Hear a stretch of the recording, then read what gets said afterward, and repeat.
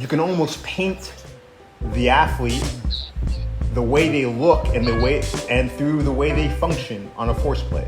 So someone can find out just basically, essentially, what your body is doing just on your movement strategy.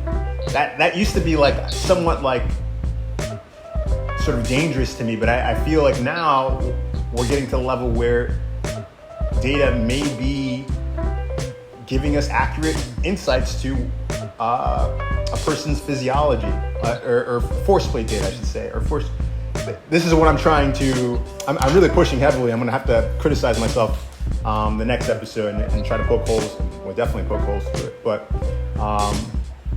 I want to talk about what you did again to give more insight to the possibility, because you're part of a study that actually ran this, and that's interesting to me. So like, give me the context, and let's kind of restate it, just because I think visually it gives a good idea of what we're talking about. And what I'll do is I kind of like restate it to evoke the same sort of idea that I think you can do on a force plate. So yeah, please restate it, because something came to mind when you were saying something about and everything that we have been talking about initially here is when you have someone on force plate and you just measure them based on their cues or whatever, and you know what these strategies they automatically, without even active thought, just performing accurately right there and then when you have a force trace based on the different cues, and then I would try to see that how does these strategies relate to how they move on the court in terms of the so to speak the successful actions on the court that coaches want them to perform, whether it's a defensive action, transitional action. Okay, we were talking basketball here, by the way. Yeah. You know what? Let's do this. Let's keep it a basketball. You worked in the basketball arena. I worked in basketball, and you know what? That basketball is fast and growing right now. The technology in basketball is amazing, and I think what it's doing is it's pushing the world. I think it's pushing innovation. I think it's pushing technology. Let's keep it basketball. Yeah. Sorry about that. So basically, say we have a set of cues that you already have examined, so to speak, based on their jumping from a squat jump perspective, from a kind of move perspective, and then a stiffness or jump perspective, and then you have two different sub cues. For instance, the jump as high as you can, that's one, and then we have the jump as quick as you can, and then you try to get sort of a trend on one individual, whoever the individual is, the guard or is a power forward or whatever, and then you try to see if there is any correlation based on their successful actions on the court, whether it is a defensive action, transitional action from defense to offense, and then an offensive action, or the opposite, ending it from an offensive to transition to defense. And you can see if there is, okay, in this instance, he's more, say, shallow in his strategy, whatever that means in this context. And then you can see, in these types of actions, that's where you have greater transfer, or, which is maybe more important, is there is a dissociation between what we see in the lab, jumping and cueing, and then what he or she does on the court. And maybe there is a skill component that is related to that, a contextual component, maybe because of the time constraints in the playing environment or the space that he or she has to move in. But say, for instance, if we find that it's more of a physical constraint, like for instance what we just seen, and we tell this guy, hey, what we see on the court here, the reason why you're unsuccessful is because this and this is observed on the first one, and we think maybe that's going to need to be improved if we want to see you succeed in those actions that the coach wants you to succeed on the court. Does that make sense? It does. Let me tell you, I think something is real here. There's a lot of value here. I am the way when I hear you speak, it really sort of reconfirms like this is a pathway that people just don't know about currently and should be using. First of all, not only force plates in the weight room, but force plates on the court. ForceX Lite by Valve is these mini sort of force plates. You can get them.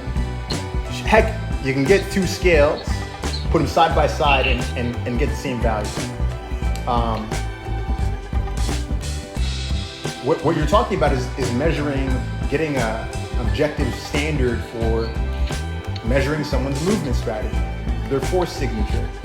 And essentially, if you know, one coaching cue gives a different type of force signature, another coaching cue gives a different other type of force signature, and you can determine based off of math, off of physics, off of understanding the surface, you know, that one type of coaching cue is going to be far greater for that person's future in the most general sense, as it relates on average to the court, or it might even give them greater range in understanding who they are and what they respond to, to help their strategy versus the other, So you're getting a sense to measure someone's force signature in the weight room versus on the court, and that's just by evaluating the data, both on what you see on the force plates in the weight room versus on the court. I don't see if I'm working in at the NBA level.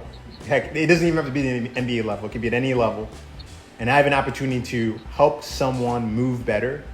I don't know why I don't have a flat screen TV hooked up to some force plates and having them run through like their normal movements, maybe touching the force plate a couple times, maybe they're dug in the ground, so that the athlete's focusing on shooting and their mechanics. The flat screen is kind of showing their force signature. It looks like maybe like an EKG, and after a while, you become sort of an EKG specialist as it relates to movement. You kind of know a little bit. It's almost like music notes, right?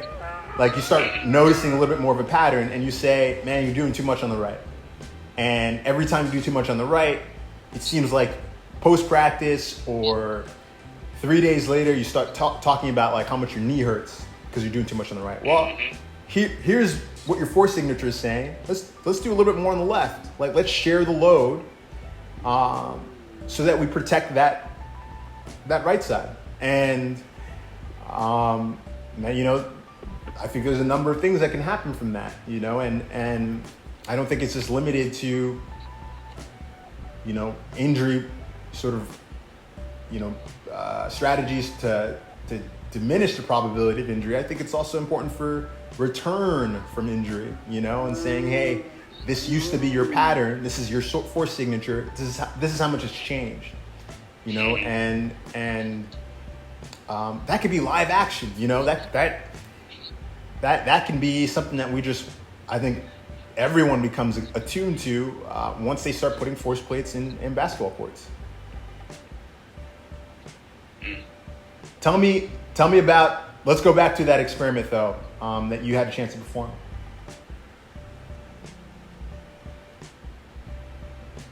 Yeah, sure. Which aspects do you want me to?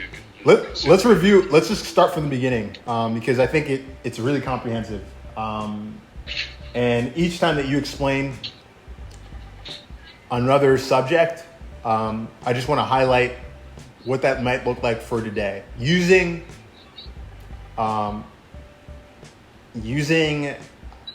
devices that I think